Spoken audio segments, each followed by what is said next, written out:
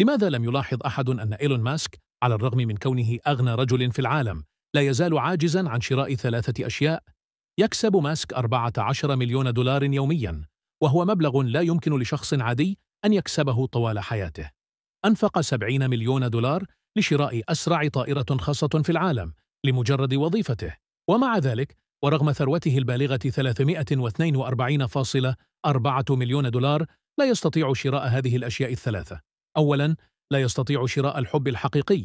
فشلت جميع علاقاته العاطفية لأنه لا يفهم أبداً معنى يعتقد أن على الجميع طاعته، وقد جعلته ثروته مغروراً.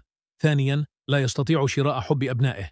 لا يعتمد عليه أي من أبنائه 13 كأب، لأنه فقد عاطفتهم بسبب عدم مسؤوليته، حتى أن ماسك طرد أحد أبنائه مباشرة بعد العملية الجراحية. كما استنكر شريكه السابق غرايمز سلوكه المفرط على وسائل التواصل الاجتماعي. وأخيراً، لا يستطيع ماسك شراء ثقة الشعب الأمريكي. إنه جنوب أفريقي ولا يحمل حتى الجنسية الأمريكية، ومع ذلك فإنه ينتقد المجتمع الأمريكي في كثير من الأحيان.